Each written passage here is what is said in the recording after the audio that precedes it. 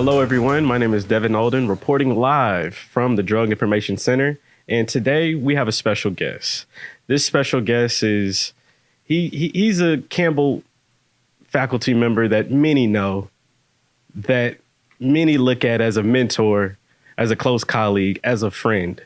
Today, everyone, I would like to present Dr. Charles Carter. How are you doing, Dr. Carter? I'm doing well. Thank you, Devin. I appreciate the introduction. No problem. No problem. It is a pleasure and an honor bringing you in today. I see you around all the time at Campbell, always with a smiling face, a lot of love. You walk with a lot of pep in your step. You're always on the move. I respect that. And this brings me to my first question of, who is Dr. Charles Carter? Who is Dr. Charles Carter? Wow. Let's start off with the basics. Currently, my title is I'm the interim chairman of the Department of Pharmaceutical and Clinical Sciences, which is actually a new department, a combination of the Department of Pharmaceutical Sciences and Clinical Research.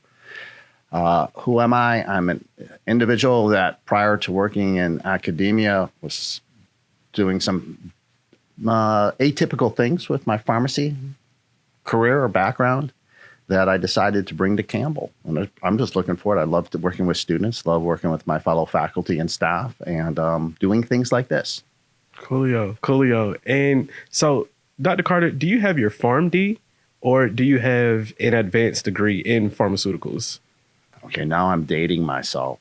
So I'm originally a native of Buffalo, New York. Ooh. My parents had a girl and then 7 boys. I'm smack dab in the middle of the boys. I'm the one that got away with everything because mom and dad were focused on the oldest and the youngest. But when I went to school at the State University of New York at Buffalo, pharmacy was a Bachelor's of Science program. Everybody received the Bachelor's of Science. That's what I have first. So my pharmacy licensure actually comes from my Bachelor's of Science degree. As I was wrapping up my program, I decided to take a stab at this new degree that was coming out called the PharmD degree. I wanted to move away from home, so I decided to go to the University of Tennessee and graduate, and I graduated with my PharmD degree. So actually, to answer your question, I have 2 pharmacy degrees. Too cool. So, so why didn't you decide to stay in New York, if you don't mind me asking? Because whenever I think of New York, I think of the bright lights. I think of nothing but I think of the land of opportunity. It says New York. It's a big state. New York is a really big state. So I'm going to get brutally honest with you. Talk to me. So growing up with 6 siblings and my sister, 6 brothers and my sister, living at home, I felt that I needed to move away, literally to grow up. I wanted to have that experience of living away from home. So when I was getting my degree from the State University of New York at Buffalo, I lived at home. I should tell you that my parents, my siblings and I were first-generation college students. Gotcha. So when I decided to go to the University of Tennessee, quite honestly, I remember my mother looking at me and said, I don't understand. What is this degree? Why are you going away? And I just told her, I said, well, it's an advanced degree. I think it'll help me do better in the world of pharmacy. I didn't know if that was true or not. All right? I just needed to get out. Love my parents, love my family. They're very critical on my path in my life. I still communicate regularly with my siblings. In fact, we're getting together in a month or so. But I needed to go away just to grow up, mature, figure out exactly who I was and what I wanted to do. I went to the University of Tennessee. It was a 2-year PharmD program tacked on to the bachelor's program. Okay. And then after that, academically, I did a residency and then a 2-year fellowship before I actually started using, outside of an academic setting. Okay. My background and training in pharmacy. And what was the concentration of the residency or the fellowship? And what did you really focus on? So it's a really interesting thing. The residency was in bioinformatics before bioinformatics was cool. Oh, that's a mouthful. Yeah. In fact, I would often misspell it, to be quite candid with you, because it was a term that wasn't really used a lot. And to give you an idea where I am in this, we're talking about 1983, 1984. But it looked like something that people above me that were guiding me say, the flow of information and information handling and bioinformatics as it relates to human health would be key. That was my residency concentration. Then I kind of did a right turn, so to speak, in my fellowship, which was a 2-year program, was in research design and methodology. So Sounds good. Sounds like a lot. I was actually meaning to ask you this question of why PharmD? Because you have the MD, you have DO, you have DLD, you have all the doctorates. Why specifically pharmacy?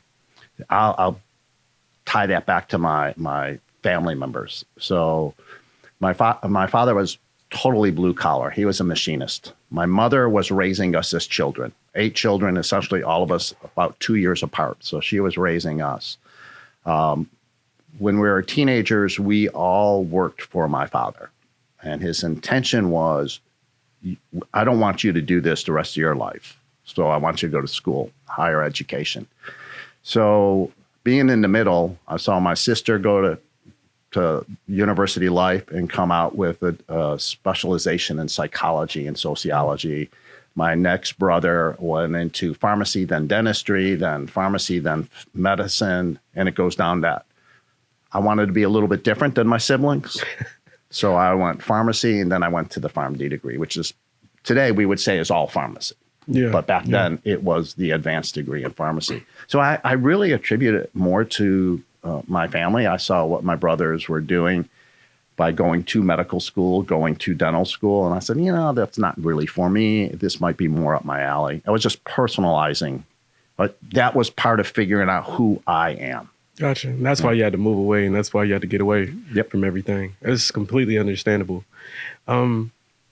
With your father being blue collar and you pursuing a degree that's more white collar, I would like to think pharmacy is very white collar. Was there any, how do you say, any struggle like internally? Because you were raised to be blue collar, right? Actually, it was interesting. My father ran a machine shop. Right. Okay. And when you are, 14, 15 years old and you're working with him and it's 90 degrees outside, Buffalo does get hot. People don't realize that. It gets very hot and you are dressed head to toe and you're sweating and everything else. And you're working with metal and these pieces of metal are flying around to hit you in the face and the hands and things like that and burn you. My dad did that for one reason. He says, I don't want you doing this. So my parents actually steered us away from that. Gotcha. As much as possible. So they knew. They knew. This isn't. I remember my father telling me specifically, the reason I have you work here is because I don't want you doing this. Gotcha. Now, we're going to take a little pivot. Not much of a pivot, but a slight pivot. Could you tell us about your career progression and how did your career evolve over time? Because you do wear so many hats and you do hold so many roles to many different people. So I'm going to tell you exactly what I tell students. All right. I did not have, if you look at my academic progress, I did not have it planned out. Like after graduation? I did not have it planned out from the point I graduated to high school all the way through. I was constantly learning. And then let's just say this, I was adapting to the environment around me with the person that I am. And let me explain that a little bit. So when I had the bachelor's degree in pharmacy from State University of New York at Buffalo, we call it UB, I knew I didn't want to practice pharmacy that way. I also knew I wanted to mature, live life a little bit, grow up. I went to Tennessee, graduated with the PharmD degree. I didn't start the PharmD degree knowing what I wanted to do a residency in, or if I even wanted to do a residency. Were there any breaks in between? No, okay, no, gotcha. that was so straight up. Okay, gotcha. That was straight through. Part of it was also dealing with the other aspects of life. Along the way, I met my wife. She's from Tennessee. And when I said to her, I said, I'm thinking about doing a fellowship up in New Jersey or Pennsylvania. That was a no-go. So it's a reality thing. My wife is also a pharmacist too, by the way. I was about to ask you that. We met in pharmacy school. So part of it for me, what I want to drive to is I wasn't blind to opportunities, but I didn't have a plan from, say, high school on, or even after getting a pharmacy degree on. A lot of it was also employing what I would say is a little bit of creativity Gotcha. in what I was doing. Because I didn't mention, but after I completed my fellowship, I went and worked for the University of Tennessee for approximately 5 years. First as a clinical instructor, then as an assistant professor. I worked in the Drug Information Center. That's where I was working. Sweet home. Yes, yes. So this place does feel like home. But along the way, just seeing what was going on in the area that I was interested in, that was how drug products are developed.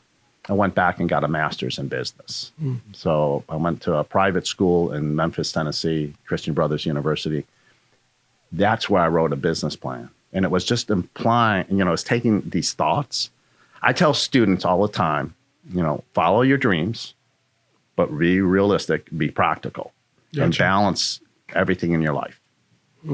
And so were these passions and these interests, were they driven internally or was it externally? Like, were you influenced by other people, whether if it's positive, negative, anything, or was it just something in you that's like, I know working clinical, it's not for me, or I know working at a chain pharmacy, it's just not for me. Like, how did you know? It's funny you say that. I realized early on that I did not want to work in retail pharmacy unless it was an independent store. All right. And this is going back some time. I thought by getting a PharmD degree, I would have exposure to the clinical opportunities. I went ahead and did that. Like students today, I did my rotations, had that experience. Said, I don't know if that's exactly what I want to do either. So I was one of these fellas that just stayed in school and kept doing programs until I really found my sweet spot. Yeah. But as I was going, and I think that's more common than people realize. So why a residency in bioinformatics? I thought it was cool. I thought it was interesting. It wasn't something that I knew too many others were doing. And then research design and methodology is because almost happenstance. I got very curious. That's one thing I will say. I'm a very curious person. As a young boy, I was the one that took the radios apart and took the lawnmower apart to see how it works. I was more interested in how it worked than what it did. So that over time has served me well and got me in trouble at times with my parents, that type of thing. But that's what it was. I had people that I would bounce things off of. I don't think I was afraid to ask questions. And those people that will guide you will just kind of come into focus. Gotcha. So do you think you were a natural rebel? It doesn't have to be a rebel in a negative connotation, but you read between the lines very good, Devin. Very, very good. Yes. Let's just say, especially in my 20s and 30s, I was doing things that most people say, why are you doing that? Whether it be where I chose to live, the programs I studied, entertainment, recreation, things like that. Yeah. I did what I wanted to do. I never did it at, demise or to hurt somebody else, but just try to figure out who I was. Gotcha. Yeah. And I'm realizing that as I get older in my old age, right? You are old. And I'm realizing that sometimes it is like a lonely walk. Sometimes where, for instance, something that interests me is like audiobooks.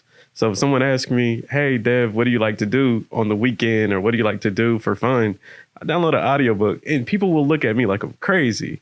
But if that's what interests me, if that's what drives me is to understand how other people think, innovation, imagination, etc., then that's what makes me happy, And sometimes just doing those other things that are non-traditional or atypical, it can be like lonely. So have you ever felt that like you were just misunderstood, or maybe not, once again, not in a negative connotation, but you were just constantly in search of who you are, maybe? It's, again, another good question. And not to get off philosophical. You called me rebel. That's awesome. I don't have to remember that one. Rebel, rock star, all in between. There's certain phrases that I remember that at one point or another, somebody said these to me in a variety of different forums. And they said, there are times you may feel lonely, but you're not alone. And those are, I think that's true with me to a certain extent. Thinking about where do I fit in? What do I do? How do I contribute? How do I help solve problems before they even become problems? If you look at the great explorers and people that invented things, I would imagine that a lot of people looked at them and said, hey, this is a little outlandish, or you're doomed to failure. So I don't know if I ever truly felt lonely, because I knew there were people around that would support and encourage. But what it took for me was, this is what I'm thinking about. And just to get my feelings and my thoughts out of my head, verbalized or written, to get somebody else to respond to. And sometimes they helped shape those ideas, made them more real for me, or gave me a path. Other times they kind of said, no, you can't do it, which in a strange way, if I was very motivated, made me want to do it more. The rebel. Right? I guess I am a rebel. Maybe just a little bit. 'Cause I think sometimes we put the negative connotation on it because we don't follow the rules. And I'm not going to say all rules are meant to be broken. Never. Devin Olden never said that all rules are meant to be broken. But I do think limits are meant to be pushed. Yes. And we talked about this off camera. Maybe it was on camera. Off camera. And that's how the innovation comes about. Sounds like we're going to be talking about it both on camera and off camera. Definitely. So how did you know when to switch gears from the typical or the more traditional roles to the non-traditional roles? Like, was it the mentors that told you, like, okay, at this time, I recommend you do this while you're in your 20s or 30s, or did you just know it was an internal clock? I think it was a little bit internal, but I attribute a lot to my parents. Gotcha. My father, when he was a machinist, he actually owned his own machine shop. All right. Now, that doesn't mean that we were well off or anything along those lines. A whole group of boys, we passed down shoes and shirts and you name it. The oldest boy cut the hair of the younger ones, things like that. There's a lot of mouths to feed. But I think he instilled this entrepreneurial spirit in me. When I went to business school, I learned some things about family history and the linkage between if a parent or a grandparent is entrepreneurial, what the likelihood that their children is. And I think that's where I got that from. I found myself in an environment, though, in academia, where when you surround yourself with, instructors, teachers, professors, people that are advisors along those lines, they do steer you along a traditional path, although it is pushing boundaries, because there's evolution and developments in healthcare. Okay. I kind of would like, okay, well, if we do that, how do we bring in technology? How do we bring in this? How do we bring in that? What's the role of the government? What's the role of this? And it's kind of like, can we push it a little bit further? So I like what you're saying. So maybe I was a little rebellious. I don't know. So what do you think stops people from asking those questions or from taking that risk? Because this is going into like my other question. We're kind of jumping around a bit, but that's okay. Bear with me. I do think a little bit of it is innate. We take all these types of personality tests. We do these assessments.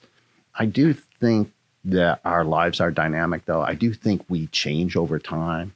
I do believe that, in addition to the people around us, our faith is a big driver. Definitely. Especially in the South. Right. Yeah. Well, even moving down south, that was something I had to experience from where I was, because, in the northern states, at one time in my career, I was going to be a Roman Catholic priest when I was younger. Okay. So I brought that with me. It's just a completely different.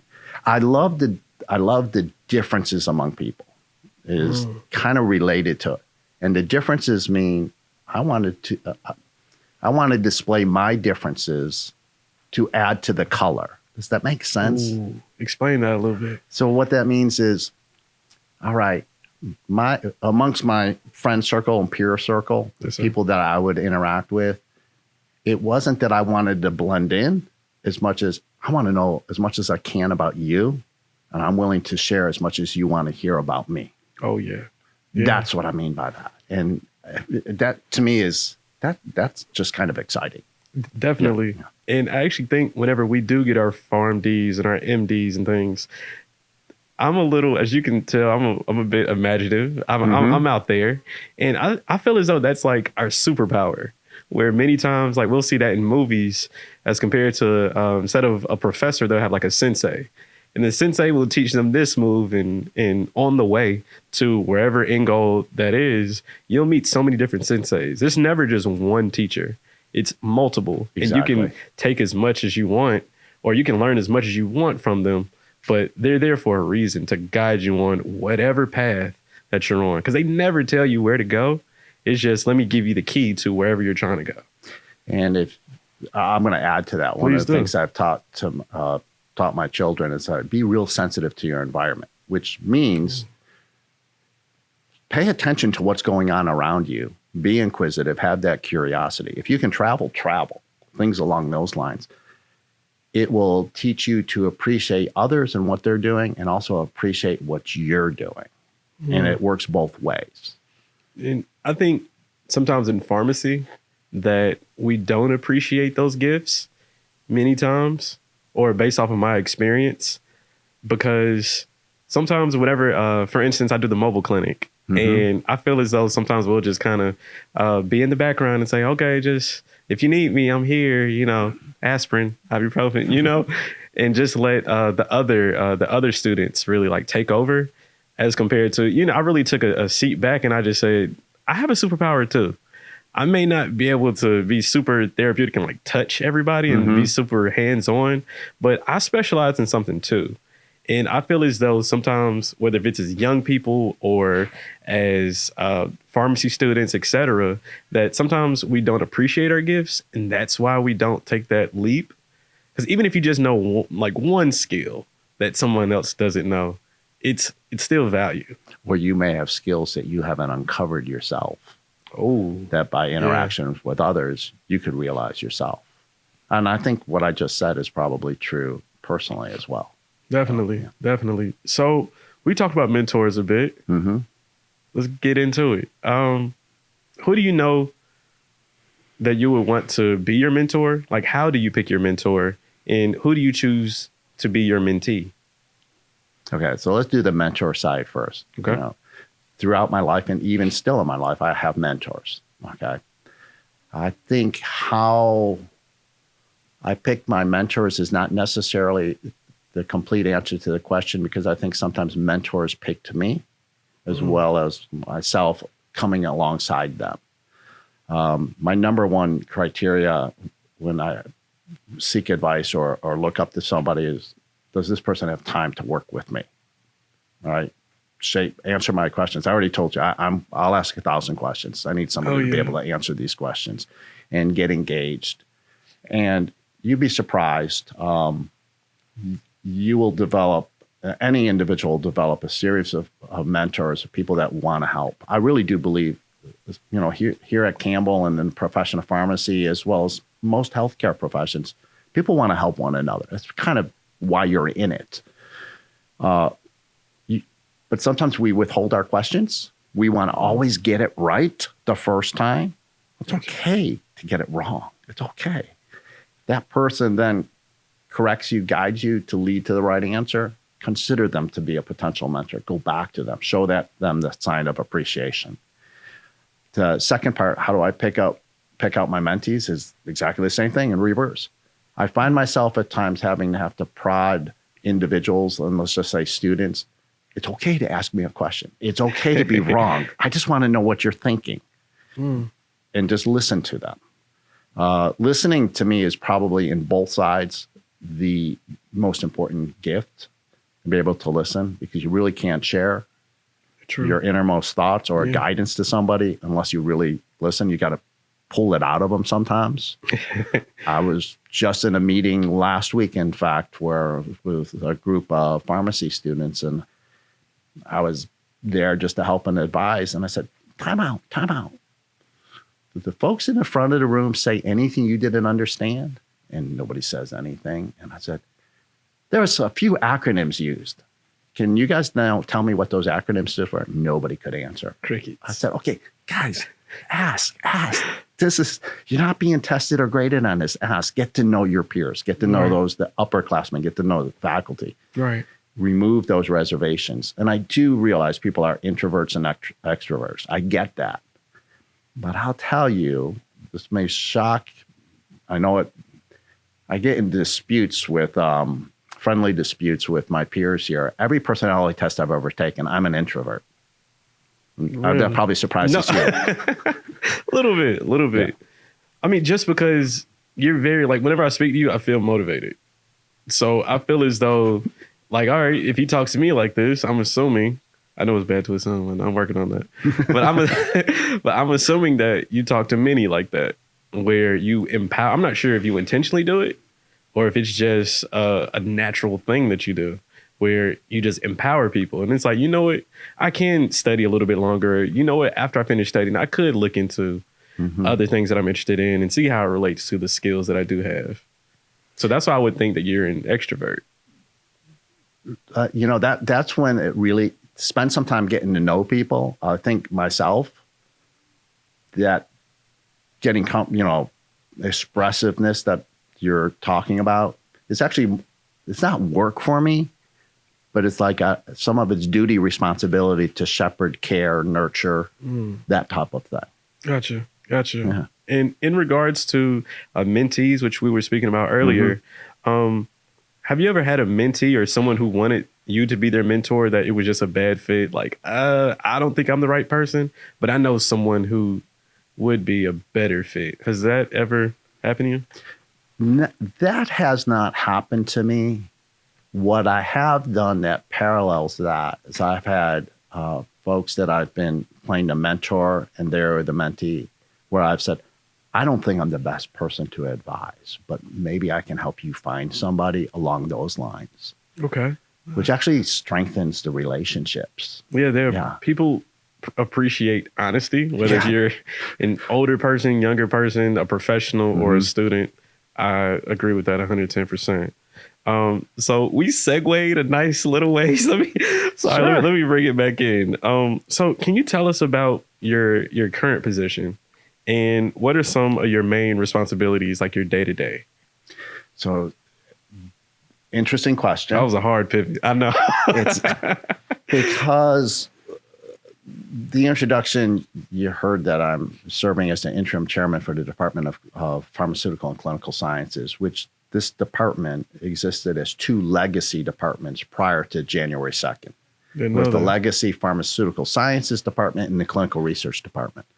So my day-to-day right now is continuing my faculty role in the Department of Clinical Research, the Legacy Department, but then pull together these two departments to capture on the synergy that's associated with this. So if you think about pharmacy training today, the discovery of new products, which is quite often tied to pharmaceutical sciences, right? Bench work, laboratory work. Right. And clinical research, which is investigating these products in human beings, because of technology and the way it works today, the speed of which we need to have these improvements, it's no longer a relay race where, laboratory hands the baton to the people that are doing studies in human, who then hand it to regulatory people. It's not that way anymore. Right. If it was, we wouldn't have COVID vaccines, by the way. Just to give you an idea. Why did this happen so fast? On the other side of it, then you have folks that study pharmaceutical sciences that get into manufacturing, formulation, et cetera. And that's an ongoing process. So putting these two fields of study really affords the College of Pharmacy and Health Sciences an advantage, because you're bringing this circle of expertise together. And I believe it's going to really help prepare our pharmacists, as well as those that just want to go into and maintain that pharmaceutical sciences profession or a clinical research profession. So that's my day-to-day right now. All right. So is it more of an administrative role, or do you think it's more of a hands-on role with faculty and staff and saying, hey, we're going to plan this out? Right now, it's all of it, to be candid with you. So I'm still teaching. I've got my classes, both undergraduate, professional, graduate students. It's administrative, the meetings that with other chairmen, the deans, but it's also bringing this team together. So like in the month of January, I tried to sit down with every member of the faculty and staff in the Department of Pharmaceuticals. I have no agenda. Just sit and talk to me for an hour. Where are the opportunities? Where are the challenges? What could we do better? What are we doing well? Gotcha. Just getting to know this to develop a plan to pull these together. Okay. And so what characteristics would make someone effective in this role? And what types of students do you think would enjoy this type of role? Okay. So let's put, again, I'm going to ask you to read that first question, and I'm just going to start there. Okay. What characteristics would make someone effective in this role? I'm going to take this more overarching. Okay. Because for me to do this role successfully, somebody else is going to set the definition of success. What I'm looking for is teamwork. I'm looking for greater productivity. I'm looking for togetherness. I'm looking for synergy. I'm looking for outcomes along those lines. And the outcomes in the academic setting is the best preparation we can for our students. All right. Really, that's the key. We're a teaching institution here. Along those lines, I'm looking for an increase in our scholarly activity for the growth of our faculty like and publications? service. Yeah, publications, gotcha. Research, even using today's technology. We can do, like we're doing a podcast here, right? Yeah. Things like that to get the word out about who we are and what we are, ultimately to create a better environment as relates to healthcare. Well, may I ask you another question on top of that? So let's say, because you said the word synergy. Yes. And that's been a reoccurring term over the past week. I'll say for me is a week. So let's say you have let's say you have a colleague that's hardworking and they're great at what they do, but there's no synergy. There's no chemistry there. What do you do in that position? So synergy is actually my word of this academic year. Okay, I have to come up with a new word to start the next academic year, but this is the word that I chose. To me, I want you to think of it this way. Synergy is a math formula. 1 + 1 = 4. I want 1 + 1 equals something greater than 2. Bottom line. It goes back to my prior training. I was involved in a study one time that was a clinical study. It was nicknamed Synergy. And the idea of that was 2 different classes of a drug product working together provided far greater benefit than either one alone. And it wasn't just an additive benefit. It was like a geometric expression of benefit. So I like using that. To me, synergy is a math term. That's what I'm driving for. Gotcha. 1 + 1 equals something greater than 2. Definitely. So you think students in this role, what do you think about, what types of students do you think would enjoy the role that, let's say that you're involved in? I think students, and then when they graduate, if it's an individual that wants to be a team player and also has an entrepreneurial spirit, and I'm going to give you a phrase that I would put in any job description, and for just about anything. The ideal candidate is an individual who possesses an entrepreneurial spirit, can function as a team player, and requires minimal management. I'm working on that. You are working on. We're all working on that, right? Yeah. So the freedom of creating an environment where people can express their thoughts. You ask for their thoughts. You band them all together. You're getting that synergy because it's combining what you think, what I think, to something that neither one of us could do alone. And we don't. I can trust you. You can trust me. We're going to get the job done. Gotcha. So what would you recommend to students if they need to, let's say that's a muscle, right? I need to work on my synergy muscle. I need to work on my team building or my teamwork. What would you recommend to students how to strengthen that muscle? So if I want to use the analogy of a muscle, I'm going to sit there and say, you got to exercise it and develop it. Don't overwork it. And the overworking part of it is important because I think people forget about it. It is why are vacations so popular? Why do we enjoy them so much? Is because it's a break. We're doing something totally different. Right. The same thing on this muscle development or production of a team or development of one's life or their career.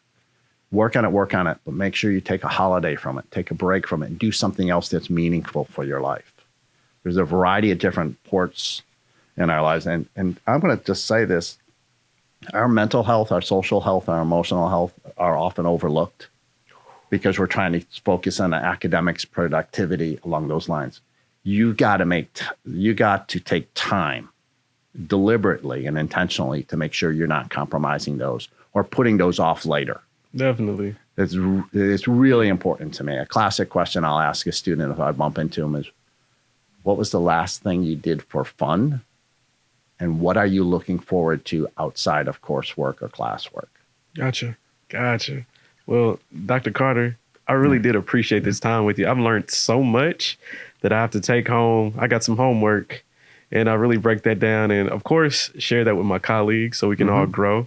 And I hope to have you on again. This was really fun. Like, I kind of felt this was having the synergy. I hope you learned some stuff about me.